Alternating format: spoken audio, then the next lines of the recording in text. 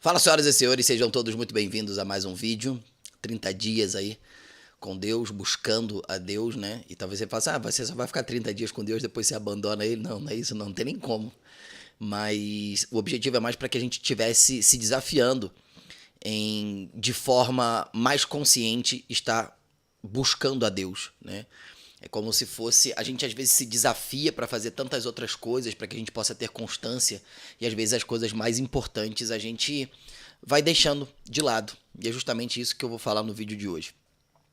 Esse vídeo era para ter sido gravado no dia 15, então como o meu objetivo é ser íntegro e honesto com o nosso propósito aqui, e eu já tinha dito em alguns vídeos anteriores que qual que é o lance que eu faço. Eu passo o dia e ao final do dia eu gravo o vídeo para ser postado no outro dia, né? Então, por exemplo, o vídeo de ontem, do dia 15, eu posto no dia 16. Aí eu vivo aquele dia na busca, gravo o vídeo no final do dia relatando a minha experiência do dia e assim sucessivamente. Caso você tenha caído de paraquedas nesse vídeo aqui, tem uns outros aí que eu acho que seria interessante você assistir. E quando eu me coloquei à disposição de Deus, né, ou até mesmo de fazer essa questão do voto ali, de me comprometer, melhor dizendo, eu comecei a gravar, né? E isso faz com que a gente tenha o compromisso de estar gravando, de ter o compromisso de postar, de ter esse compromisso. Para muitos isso pode parecer algo bobo, irrelevante, mas experimenta fazer algo que você tenha realmente a consideração e o respeito por aquilo que você está fazendo e não cumpra com aquilo. O problema da gente não cumprir com determinadas coisas é que você manda uma mensagem pro teu cérebro muito efetiva, do sentido de tipo assim, tá tudo bem, de justificar. A maldição do ser humano é justificar. Tem uma frase que eu gosto muito que diz assim: não justifica aquilo que te piora. Vocês vão entender o porquê que eu tô falando tudo isso. Como eu disse anteriormente, esse vídeo era para ter sido gravado no dia 15 de janeiro e ter sido postado, seria postado, né? Seria não, vai ser postado hoje, no dia 16, no horário que eu não me recordo qual. Não sei se está sendo postado no final, depois eu vou 8, né? Às 20 horas. E o que aconteceu? No dia de ontem, como eu já falei em alguns vídeos anteriores, eu tenho ficado meio perdido, meio sem direção em determinadas ações que eu preciso fazer, determinada direção. Eu entrei realmente naquela questão de, Senhor, eu já fiz tanta decisão errada, já tomei tanta decisão errada aos meus olhos, porque para o Senhor eu acredito que Ele tem um plano para aquilo dali.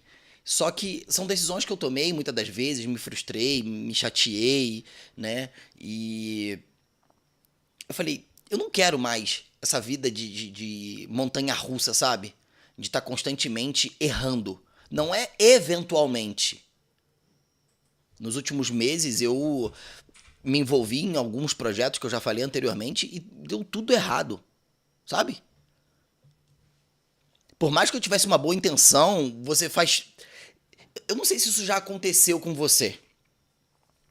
Você faz tudo o que você precisa fazer de uma determinada coisa. Tudo, tudo. E aquilo não dá certo. Como, Vinícius? Na verdade, pode ser que não deu certo naquele momento, naquele período. E talvez você não tenha mais tempo ou recurso. Imagina a seguinte situação: eu tenho uma determinada quantidade de dinheiro e eu preciso colocar esse dinheiro em um determinado projeto, certo? Mas eu só tenho aquilo dali para investir.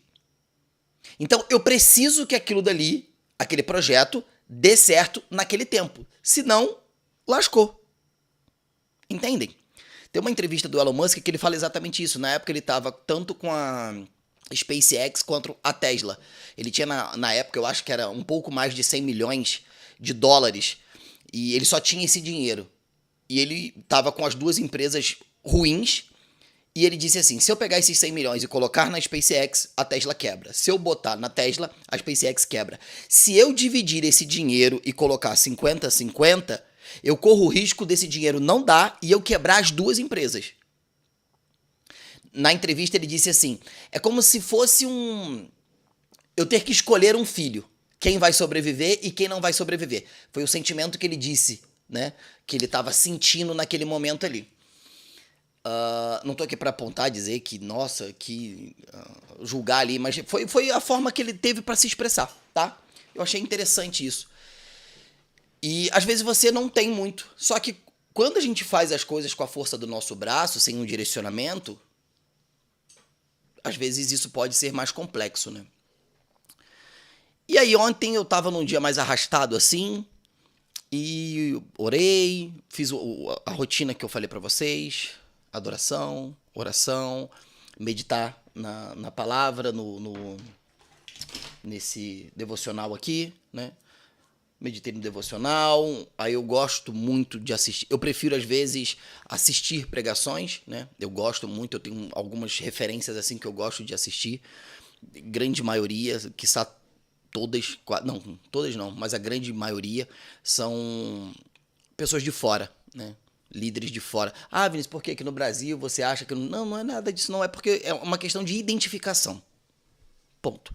Uma questão de você identificar com a forma de ensino. Por exemplo, tem gente que gosta do meu jeito de falar, tem gente que não gosta do meu jeito de falar, e tá tudo bem. E existem pessoas que estão fazendo o que eu tô fazendo, só que tem uma outra forma de comunicar e as pessoas vão se conectar com aquilo dali. É só isso. E aí, para não me estender tanto, em resumo, eu me arrastei o dia inteiro ontem, eu tinha um compromisso por volta das 4 horas da tarde, e no meio do dia apareceu um evento pra gente ir. Um evento não, era uma comemoração do... Quantos anos? 53 anos de casado dos avós da Andressa, que eu considero os meus avós também. Então eu ia falar dos meus avós, mas eu só tenho um avô vivo, por parte de mãe. Mas eu considero eles meus avós também, eles me tratam como neto. E a gente tinha isso. E a Andressa já estava um bom tempo sem vê-los, ela queria também e tudo mais. E eu não queria. Porque às vezes quando eu tô nessa badzão assim, desanimado, eu quero ficar quieto aqui. Só que qual que é o problema disso? Eu fico quieto aqui e muitas das vezes eu só estou perdendo meu tempo. E eu não tenho problema às vezes de chegar no final do dia e falar, caraca, cara, não fiz nada, eu perdi meu tempo. E na minha cabeça é a pior sensação que uma pessoa possa sentir, sabe? No caso, quando a gente tá buscando mais a presença de Deus, eu, Vinícius, tá? Qual que é o sentimento que eu, Vinícius, tenho? É como se o sacrifício de Jesus não servisse de nada pra mim. Porque eu não estou fazendo valer aquilo dali. Sabe? Quando ele veio, me tornou filho, ele levou sobre si e ele deixou as instruções, ele passou por aqui, ele disse que iríamos fazer coisas maiores que as dele. E fazer coisas maiores que as de Jesus não necessariamente talvez seja fazer os milagres que ele fez, ter o poder da palavra igual ele tinha, mas fazer aquilo que você se propõe a fazer. Pequenas coisas. Fazer coisas maiores do que ele. Uma mãe faz coisas que são maiores do que Jesus. Cuidar de uma família, nesse sentido, né, que eu tô falando, não maior do que ele, pelo amor de Deus. No sentido do que ele disse, né, que ele iria e as pessoas iriam fazer coisas maiores que eles. Procura esse versículo aí, que ele diz exatamente isso, né, que vocês vão fazer coisas maiores do que eu. E aí, às vezes uma mãe, um pai, já tá fazendo coisas que são maiores do que ele fez, porque ele tinha um propósito a ser cumprido. Qual que era o propósito dele? Qual que é? João 14. E aí... Então, João 14, depois vocês conferem lá. E aí, esse era o objetivo de Jesus, era o quê? Levar a palavra. Ele veio para o reino.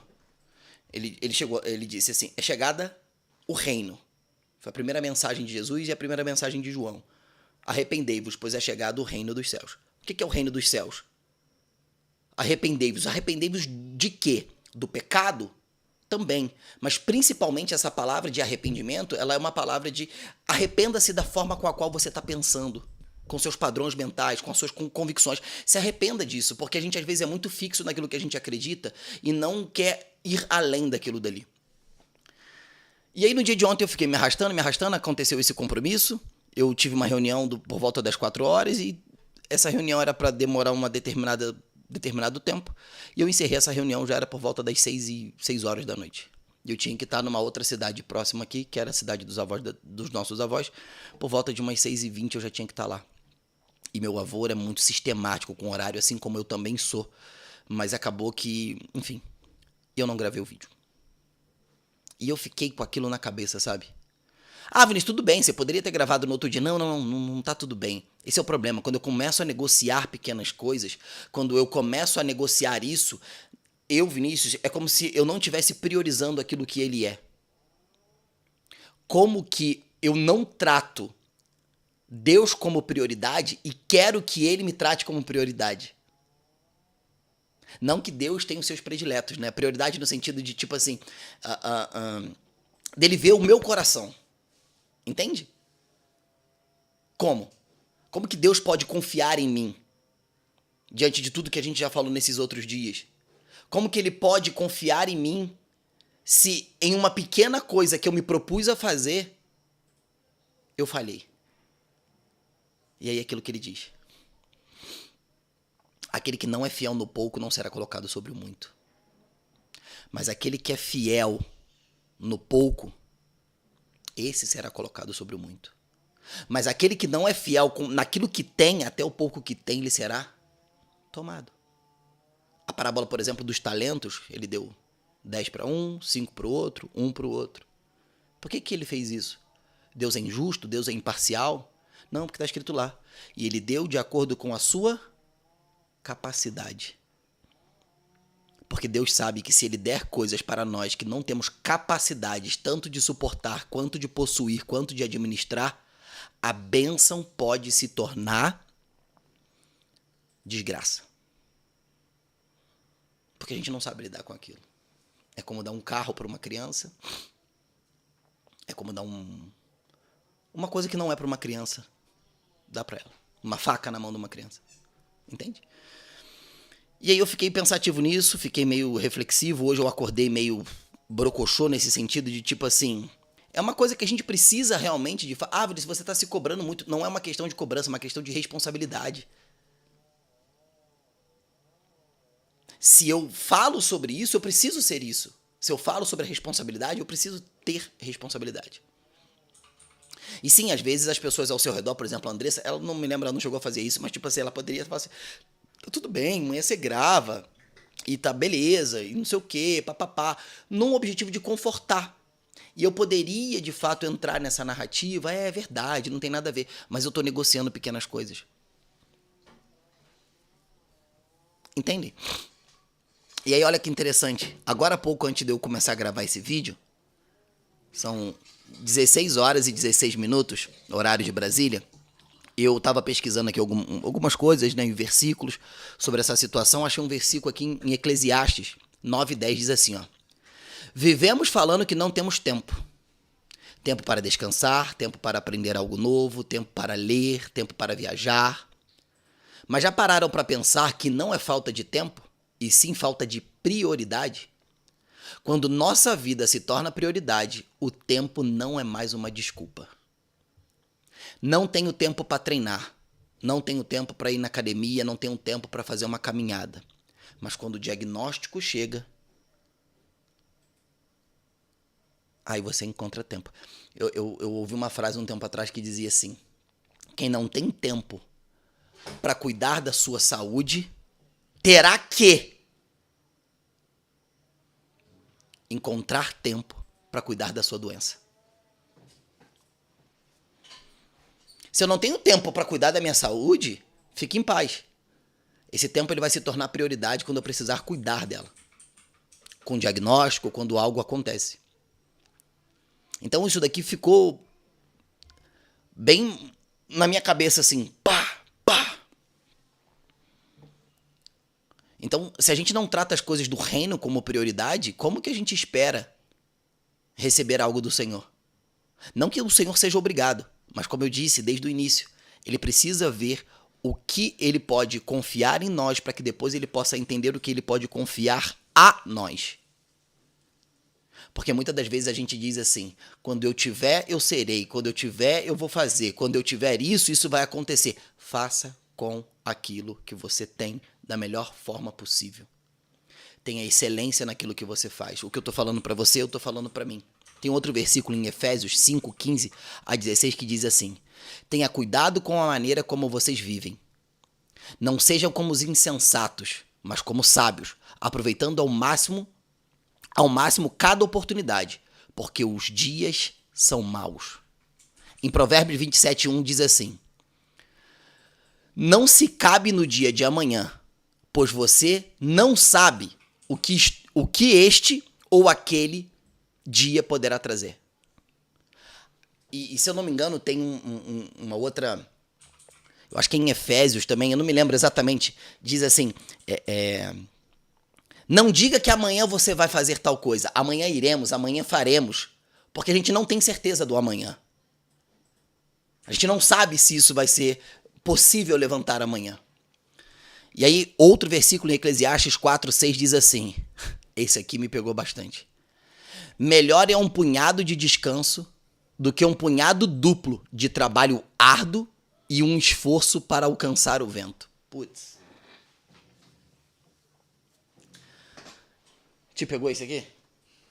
Vou ler de novo. Melhor é Eclesiastes 4, 6. Melhor é um punhado de descanso do que um punhado duplo de trabalho árduo e um esforço para alcançar o vento. Ou seja, eu finjo que estou me esforçando para alcançar alguma coisa, certo? Quando, na verdade, eu não estou alcançando absolutamente nada. É só aquela sensação de me sentir útil, de sentir que eu estou produzindo, de sentir que eu estou sendo útil. E aí eu digo, não, eu tô muito atarefado. E aí, como é que você tá, fulano? Cara, tô numa correria danada. Já aconteceu?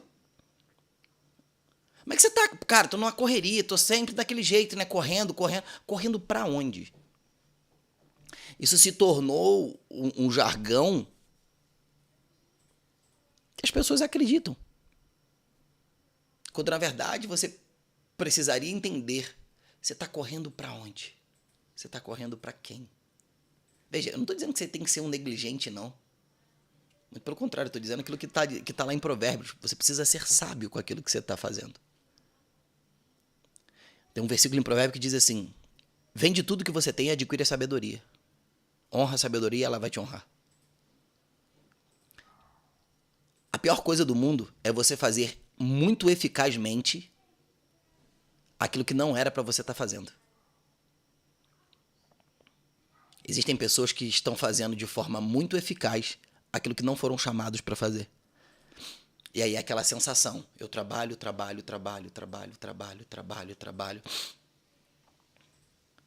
E nada acontece.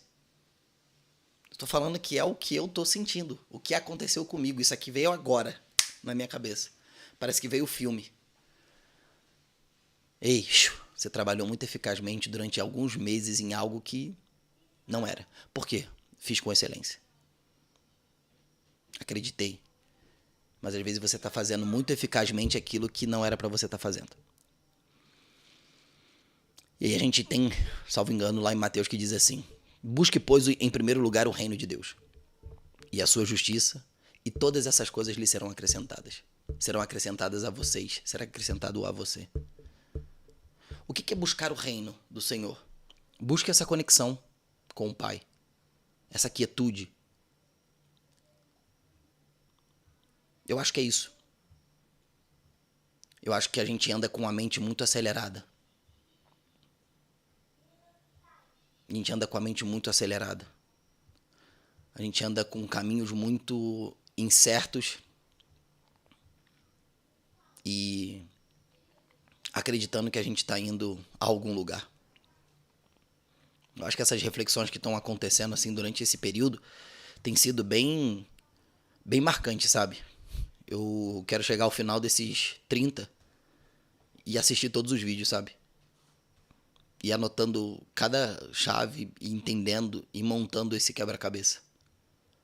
Porque eu acredito que é assim, né? É porque a palavra do Senhor diz que a glória dele, né, é encobrir. É se encobrir. E a gente precisa buscar o entendimento sobre isso. Entender sobre isso. Buscar sobre o reino. Não são todas as pessoas que vão buscar, que vão querer se aprofundar nisso. Mas eu acho que aqueles que têm a consciência e querem de fato experimentar qual é a boa, agradável e perfeita vontade do Pai, a gente precisa se permitir, se render a isso, antes que seja tarde demais. E é isso aí, senhoras e senhores. Obrigado por mais um vídeo. Se você chegou até o final, não deixe de comentar, ver se você está inscrito. Eu te vejo no próximo vídeo.